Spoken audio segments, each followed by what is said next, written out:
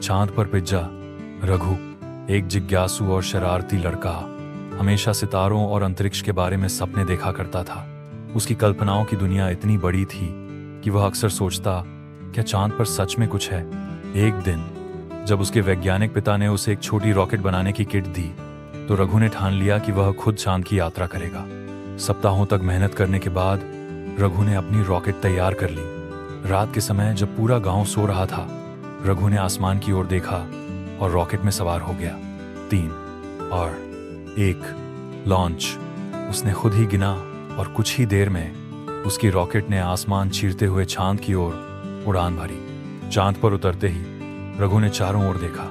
वहां सब कुछ शांत और सुनसान था, लेकिन तभी उसे एक अजीब सी गंध आई। यह गंध बहुत परिचित सी थी। ये तो पनीर की तरह महक रहा है, उसने मन ही मन सोचा। वह गंध का पीछा करते हुए चांद की एक गहरी घाटी में पहुंचा और फिर उसने जो देखा उस पर यकीन करना मुश्किल था। वहां एक चमचमाता हरा पिज्जा पड़ा हुआ था। रघु की आंखें चमक उठी।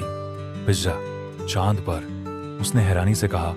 वह उस पिज्जा के पास गया और देखा कि यह पनीर से बना था, लेकिन यह साधारण पनीर नहीं था, बल्कि हरे रंग का था।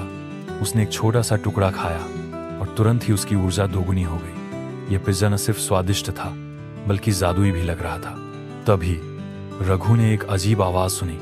उसने पलटकर देखा तो उसके सामने छोटे छोटे एलियंस खड़े थे। वे उसकी तरफ इशारा कर रहे थे और कुछ अजीब सी भाषा में बात कर रहे थे। रघु पहले तो डर गया, लेकिन फिर उसने महसूस किया कि वे एलियंस गुस्से में नहीं, बल्कि खुश लग रहे थे। उनमें से एक एलियन ने इशारे से बताया कि वह पिज्जा चांद का खास खजाना है और केवल खास मेहमानों को दिया जाता है। रघु को समझ आ गया कि वह कितना भाग्यशाली है। उसने एलियंस के साथ हंसी मजाक किया और वे उसे चांद पर घुमाने ले गए। जब रघु वापस पृथ्वी पर लौटा तो उसके चेहरे पर एक मुस्कान थी और हाथ में एक छोटा सा हरे पनीर का टुकड़ा। उसने अपने दोस्तों को यह कहानी सुनाई, लेकिन किसी ने उस पर यकीन नहीं किया। फिर भी रघु जानता था कि वह चांद पर एक असाधारण अनुभव का हिस्सा बन चुका है। इस घटना के बाद रघु का सपना अंतरिक्ष वैज्ञानिक बनने का था। उसने महसूस किया कि चांद पर न सिर्फ जादुई पिज्जा है, बल्कि ढेर सारे रहस्य छुपे हुए हैं और उसकी यह छोटी सी यात्रा उसके बड़े सपनों की शुरुआत थी।